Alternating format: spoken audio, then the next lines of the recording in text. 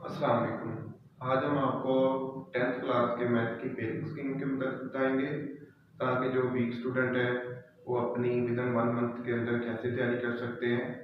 तो चलिए आज का हम अपना काम स्टार्ट करते हैं। तो ये 10th mathematics 10th class short question की जो मैंने अभी पेरिंग लिखी है, तो यहाँ पे जो क्वेश्चन नंबर 2 होगा उसमें टोटल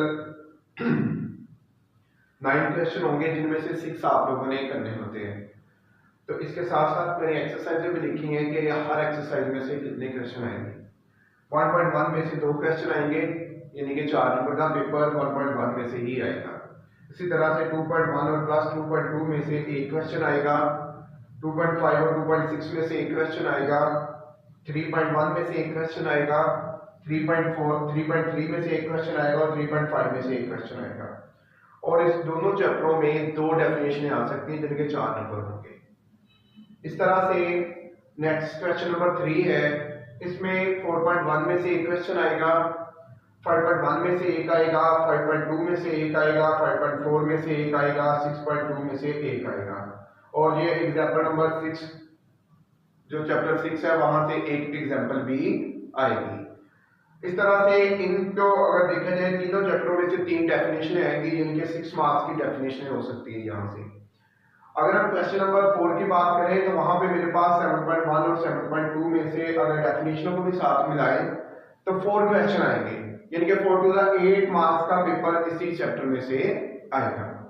चैप्टर नंबर 8 में से एक क्वेश्चन शॉर्ट आएगा, क्वेश्चन नंबर 9 में से एक शॉर्ट क्वेश्चन आएगा, चैप्टर नंबर 12 में से एक शॉर्ट क्वेश्चन आएगा और चैप्टर नंबर 13 में से 2 शॉर्ट क्वेश्चन आएंगे, यानी कि ये टोटल बनते हैं 9 क्वेश्चन।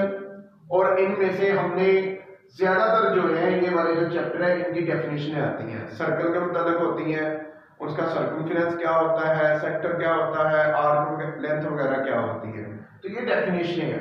जो वीक स्टूडेंट हैं जिनको मैथ की बिल्कुल ही समझ नहीं लगती, अगर वो देखें यहाँ से 2 और 3 2 2 3 4 5 डेफिनेशन करते हैं तो 5 टू 10 10 नंबर उनके यहीं से डेफिनेशनों के बन जाएंगे।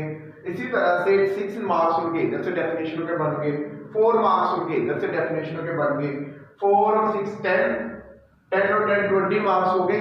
तो उसके बाद आपके एमसीक्यूज आने हैं, अगर आप उनमें से 15 स्कोर करते हैं तो बेटा आप लोगों के पास 35 मार्क्स आ गए।